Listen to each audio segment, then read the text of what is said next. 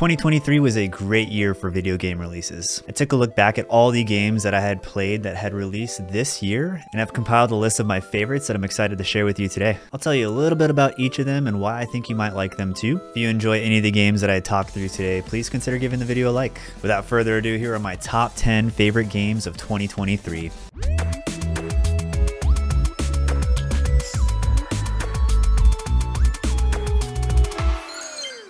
Starting off with number 10, we have Story of Seasons: A Wonderful Life. This game is a remake of Harvest Moon: A Wonderful Life, which originally released on the Nintendo GameCube. This was one of my favorite games growing up. I played it a lot with my cousin throughout our childhood. Unfortunately, she passed away a few years ago and she never got the chance to play this remake. I know she would have loved this game though, as it keeps true to the original while also adding some quality of life updates. If you enjoy farming simulators, this one is a classic. Your character inherits a family farm where you can raise various animals, befriend other characters in the valley, and even start a family of your own. I think one of the things I like the most about this game is being able to choose who you'd like to marry and seeing how that choice makes an impact on your child's life. This is single player, but it is one that I would recommend to anybody who enjoys a cozy farming game. Next up at number 9, another remake that released this year, Super Mario RPG. Unlike A Wonderful Life, I never got to play the original Super Mario RPG, which had released on Super Nintendo. I didn't own this game growing up, nor did I have any friends who had a copy of it. That said, I was excited to see Nintendo release this remake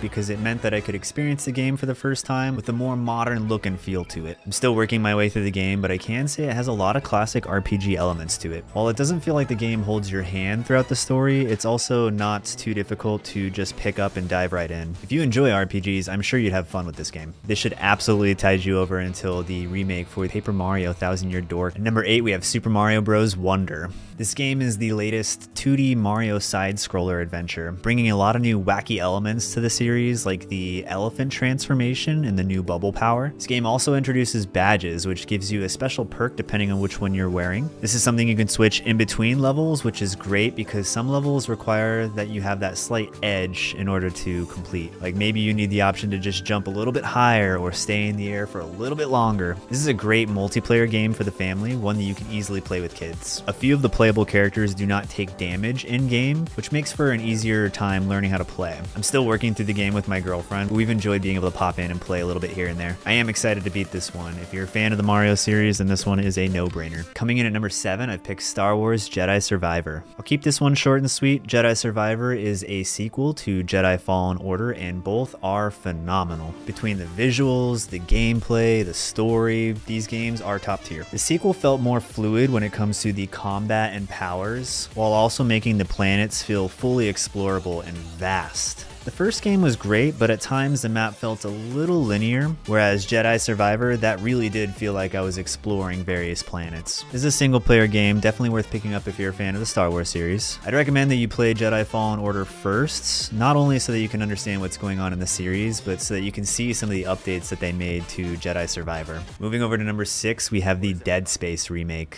I gotta say there were a lot of remakes throughout 2023, but boy was Dead Space one of the best. I grew up playing the original trilogy on Xbox 360s, so as soon as they announced the remake, I was sold. And you best bet I'm going to be buying number 2 and 3 whenever they come out. Dead Space is a third-person horror survival game where you play as an engineer who is stranded on an alien-infested space station. The game is loaded with jump scares and intense action scenes, offering a fun arsenal of weapons like the Ripper, a gun that shoots circular saw blades. If you're anything like me, you'll probably die a lot.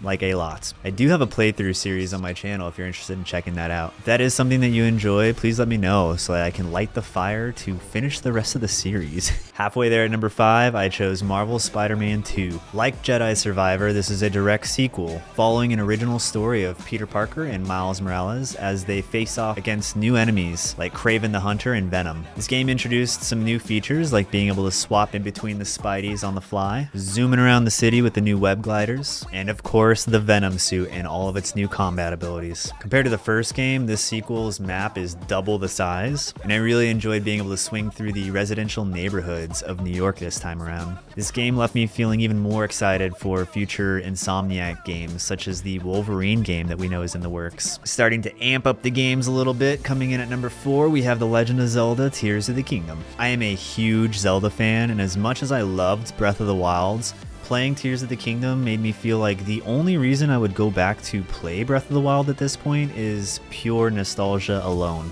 It really did feel like everything about this game was better than the first one, from the expanded sky and underground maps to the new crafting features introduced with the fusion and ultra hand abilities. I enjoyed the story, but as a big fan of the Zelda timeline, I feel like I overanalyzed everything about the story going in, only later to feel slightly disappointed in the fact that none of my theories meant anything. I genuinely thought that this game would have more direct ties to other games in the series, namely A Link to the Past and its imprisoning war. This is really my only complaint about the game though, and I fully recognize that I am in the minority as far as people that actually care about this. All in all, Tears of the Kingdom was my top played game of 2023 and is a must-have if you own a Nintendo Switch. Getting down to the end of the list, we have the Resident Evil 4 Remake for number 3. This is the last remake that I'll be talking about today, but hot dog was it the best. I love the Resident Evil series. Resident Evil 4 is my favorites. I'm pretty sure I've played them all except for number 6, and I'm well aware that I'm really not missing much. This remake did an amazing job at letting me relive Leon's story in crisp 4K. I played the crap out of this game on GameCube, and to this day it might have the most replayability out of any game I've ever played. The New Game Plus mode lets you keep all of your guns and weapon upgrades when you start a new file. At some point I played it so many times I was able to unlock the infinite rocket launcher, which one-shots every enemy in the game, including bosses. Some parts of the remake were slightly altered, but overall I'm really happy with how well it came out. For my second favorite game of 2023, I've chosen Hogwarts Legacy. This game was a magical experience, allowing players to fully explore Hogwarts Castle and all of its surrounding landscape. I loved being able to pick which house I wanted to join, seeing the common rooms in full detail, getting lost exploring the secrets of the castle, and of course using Revelio every 2 steps. Okay, the last one was a joke, but being able to travel by broomstick or flying mount was a huge plus for me. The various spells you can learn throughout the game made combat a lot of fun, like needing to use a specific spell type in order to break enemy shields. You really start feeling powerful when you can one-shot a troll with Avada Kedavra. I'm hopeful for a sequel, if only to be able to experience more of the Wizarding world firsthand. This is by far the best game in the Harry Potter universe to date, so if you're even remotely a fan of the series, this is an absolute must-have. And finally, we've made it to my favorite game of 2023.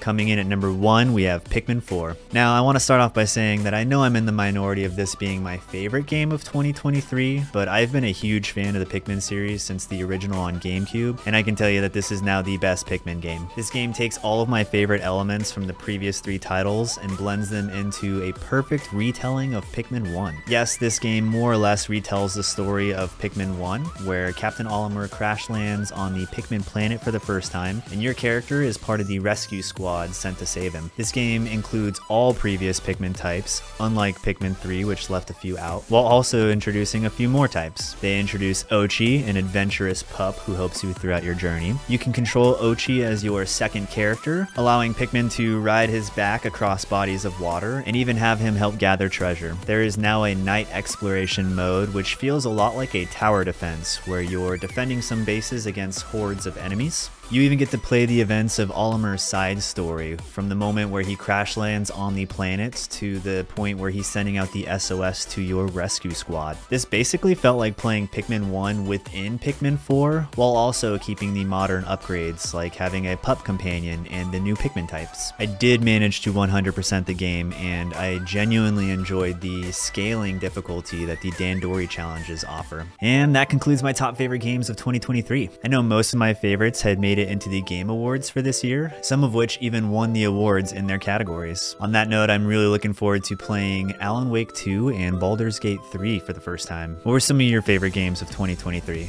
Again, if you enjoyed this video, please consider giving it a like and subscribe if you want to see some more content like this. Thank you for watching, and I'll catch you in the next video.